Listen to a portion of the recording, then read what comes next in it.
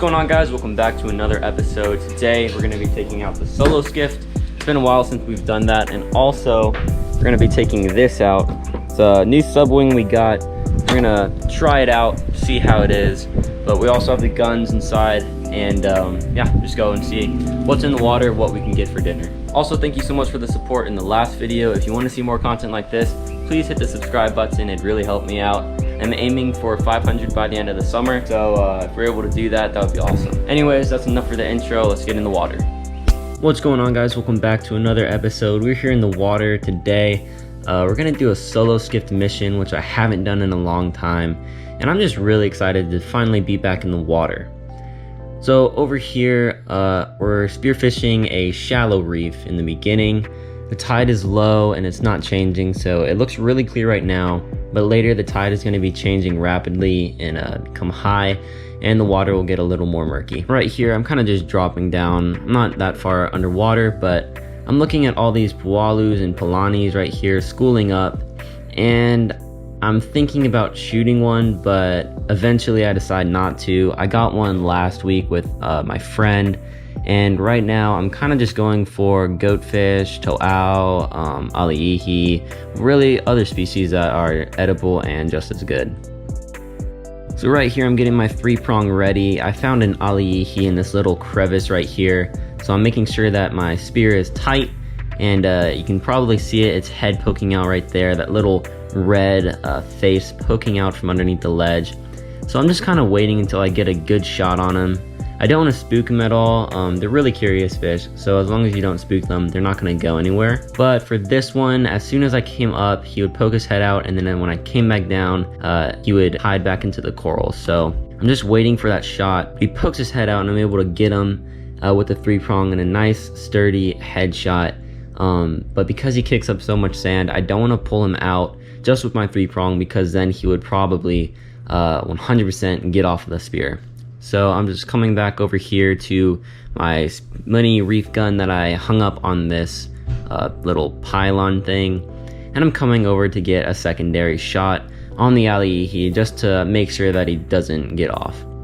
So as I come back over, all the water is murky down in that crack. I want to get a good shot because I don't want to shoot a little too high and then pull out nothing and then the fish gets off. So I'm just waiting for the dust to clear up. So eventually the dust does clear up, and I'm able to take my spear gun and just move it down the crevice, and once I get a good positioning, I'm able to just shoot him for a little secondary shot to make sure that he doesn't get off. And these fish are really good eating. They're nocturnal, so you are gonna have to go and look around in crevices, which is why I personally and my dad loves to take out flashlights and just shine inside. Finally getting this fish out of here, out of the crevice, and it's a nice size ali'ihi. This is about as big as they get, maybe a little bigger, but pretty good size one.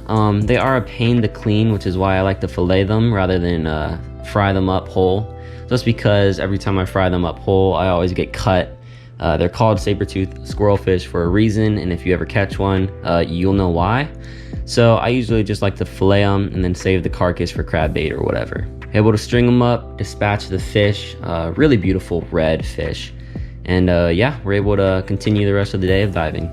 So right here, I'm really excited. As you can see, we're about to test out our new subwing. We just got it. This is gonna be our first time trying it out, but it's really, really cool. It's just like flying underwater, but the maneuverability is really insane, especially if the boat is going fast. You can do some pretty tight turns and cool barrel rolls. Subwing is really easy to maneuver. All you really have to do is just hold on to both little fins, and then you tilt them both down to go down in the water, tilt them up to come up, and if you want to barrel roll, you just tilt one of the fins and you're able to do a pretty sick barrel roll right there. But altogether, this is such a fun thing to try out. Definitely gives you a drag and drop feeling. If you see some fish, you can have your spear gun with you and then just drop while you're being towed around by the boat. But this is a really fun instrument, and whoever has the money, whoever's saving up for one, I definitely recommend you to go out there, purchase one. It gives you such a cool feeling of flying underwater, and really couldn't have asked for anything better on this trip. So right here, I'm looking for some goatfish. I'm just grunting in the water, and sure enough, eventually a school pops out, and I'm able to line up on one of the bigger ones. But yeah, these goatfish are amazing. We did a really cool catch and cook, but yeah, I'm able to shoot them right there. And I always tend to shoot these fish mid-body. I never get a headshot. It's always kind of mid-body, skinnier side and longer side, so it's hard to get a good headshot on them. These fish are amazing if you fillet and fry them in egg and mustard and flour, but I've also heard people steam them, and they're pretty good like that too. But right now, we're gonna do some frying action, and I'll definitely have to make a catch and cook on that because I think we've mastered the recipe, and it tastes so good. Yeah, I'm able to dispatch the fish, and I'm just bringing them to the boat. Now we got fish 2 on the stringer. So right here, I'm just loading up my band. That school of goatfish is still near, but they've moved on to kind of the drop off, as I like to call it, where the coral meets just the sand flat. And so I'm just loading up my band again, and I'm gonna take a drop. You can see the goatfish right there. I'm gonna take a drop over by that little lone patch of coral. On this specific drop, I'm a little high, but it doesn't matter because I'm doing a bunch of grunts, and those fish are very curious, and they do decide to come in, as you can see there.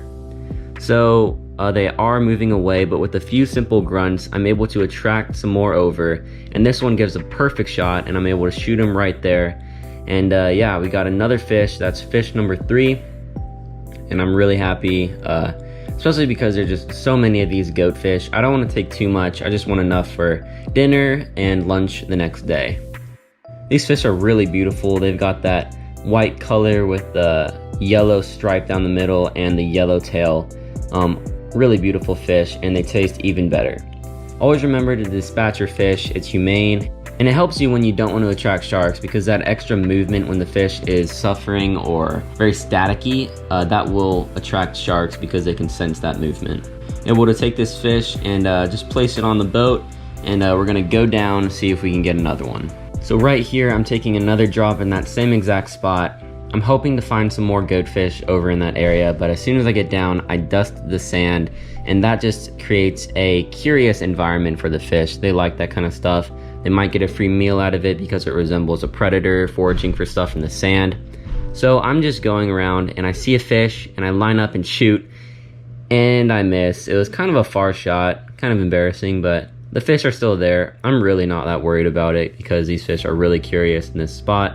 So I'm gonna load up my bands again and go down, see if we can get some more. So right here, I got a little Collet with a small reef gun. I actually got 2 this dive, but didn't get it on film. You've seen me shoot these before. If you haven't already, go back. I have a bunch of videos shooting Collet, especially when I was just starting to spearfish. But yeah, excellent pan-fried fish altogether. Definitely a delicious treat to grab and go. So right here, I'm going back to where the goatfish are, kind of on that edge where the sand meets the coral. And I'm getting ready to drop down. The tide is higher, as you can tell, and the water is definitely a lot murkier. So I'm just swimming over. I saw the school over by this lone patch of coral, so I'm going to dive down, and hopefully we can get goatfish number 3 and fish number 5 on the boat. So again, dusting the sand, grabbing the rock next to me, and just looking around, doing a few grunts to hopefully attract some fish over and create a curious environment for the fish to come over. So I see this goatfish, and I take a far shot right there, and at first I thought I didn't hit him, but as I return to the surface, I can tell that I in fact did get the goatfish. Kind of a lucky shot because it was pretty far, and the fish was, these fish aren't the big uku or roy that you see sometimes, or lua. So yeah, you can see there I shot him right when he was turning. Fortunately, was still able to grab this fish, dispatch him, and then put him on the boat and go down and get another. So for this dive, I'm gonna cancel the music. I want you to hear what it really sounds like, what I'm doing down on the bottom to attract fish to me so that I can get a better shot on the fish. So I'm making sure my gun's on safety, and I'm going back to the same coral splotch. I'm just gonna dive down, and again, equalize, and as soon as I hit the bottom, just dust the sand, get that curious environment around.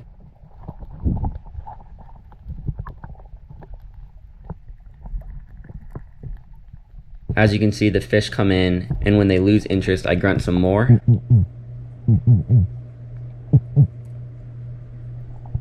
And that sure enough brings some over where I can get a good shot on one.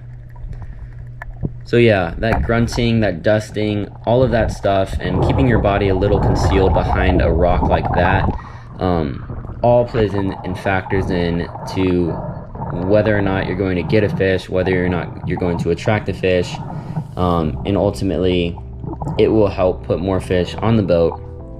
So really happy to be able to share that little tidbit of information with you guys. This was a nice size one, and if you ever see these goatfish, definitely give them a try. I'll be doing a catch and cook the next time I get them, because I think that we've mastered the recipe enough to where I can try and teach it. But honestly, this is really all I need. 4 is good enough for me and my family, at least. We got an alihi and 2 other kole, so I think we're gonna start wrapping it up pretty soon, but I do want to go see if we can get some to wow right before we leave. So right here, my dad told me that he saw a roy, a pretty good size inside of this rock. So as you can see there, he's just checking it out, and he said that it's the biggest one he's ever seen. So I'm just gonna leave him there. I'm like, yeah, sure, you can try and get it. We will just have to see. But yeah, he's gonna be over there hunting the roy, and actually we got a GoPro, so you'll be able to see some footage from him. He's a lot better than I am. He knows exactly how the fish behave and how to work the fish, so you'll be seeing some footage from him soon. So right here, I'm sneaking up over this coral ledge, and I spot a roy in the distance, and I haven't seen any to wow, so I'm thinking to myself, you know, there's a roy there, might as well get one, see if I can one up my dad while he's trying to get his. So I dive down, just taking it slow. These fish can be kind of skittish, but as soon as I put my head up, there's uhu to the left and 2 snapper come right in. And so I have some options, and I want to take the snapper. I don't know how I missed. That looked like it lined up perfectly. I even slow-moed it down. Really don't know how I missed that shot, but I did, so just have to take it and move on with the day. So right here, I see some more snapper. I'm gonna take another drop kind of behind this coral splotch right here. I don't want to spook these snapper because yes, they are very skittish, and that's the last thing I want to do is get nothing. But since I'm only going for snapper, you can see that uhu right there. I could probably get it. In fact, it comes so close that I could definitely have gotten it. But as I said, we have enough goatfish and we have enough alihi and kole. I'm not really looking for a uhu. I'm wanting to get these invasives. And if that little butterfly fish didn't move, I think I could have gotten that guy if he came closer. But yeah, he goes the other way. The uhu comes close, but like I said, I don't want an uhu right now. I'm kind of looking for that snapper because personally, I like the taste better. So I go back up to the surface and I'm not able to capitalize on that dive. But ultimately, we have enough fish, so it's not too big of a deal. Just gotta move on. Not really seeing any more action for the rest of the day, so my dad calls me in. We've been on a 2-hour dive, so I'm heading towards the boat, and as soon as I come up, I notice he got the roy. This is the biggest roy I've ever seen in my entire life. I'm flipping out, he's laughing, so it's such a fun experience just to be out here and dive with my dad. It's really cool to see him having fun too, spearing a fish that's much bigger than all of mine combined probably. But yeah, that's a really healthy roy, and we did a lot for the environment. All right guys, that was an amazing dive. So we got a bunch of fish, and I'll just basically walk through what kind of fish we got. So the first fish we have here, this is an alihi or saber-toothed squirrelfish. And these fish are typically nocturnal, so you'll see them a lot in caves and stuff, which is why we brought flashlights to shine around inside of caves. And I was able to get this guy with the 3-prong and then back it up with a small reef gun shot. We also got 2 amazing pan-fried coles right here. You've seen me shoot these before, but they're amazing on the fryer. And I did get cut, so you want to be careful of their razor tooth tail right there. We also got 4 of these goatfish right here. You can attract these goatfish to you by grunting or patting up the sand and whatnot. We tried to get a snapper because they're invasive, but fortunately we were able to get, or my dad was able to get, this slob of a roy. I mean, this is the biggest roy I've ever seen in my entire life. For comparison, that's a full shaka. right there in the mouth. Tons of razor sharp teeth right there. You don't want to get bitten at all, but very bass-like mouth. Now these Roy were brought from French Polynesia for the fisheries, and everyone thought it was going to be a good idea at first, but they don't have any natural predators, and so when they started to eat all of the native fish, it became a problem because they're eating all the native fish, they don't have natural predators, and they're also not edible most of the times. These fish accumulate a lot of ciguatera, so it's very dangerous to eat them most of the time, especially with big ones like this, because they have so much of that ciguatera inside of their meat, heads, and especially their guts. But whenever you do see a Roy, especially one this big that has been eating a ton of different fish, you want to do your part and take it off the reef, as well as any other invasive fish. But that's basically all that we got today. An absolutely outstanding dive, and yeah, thank you for watching.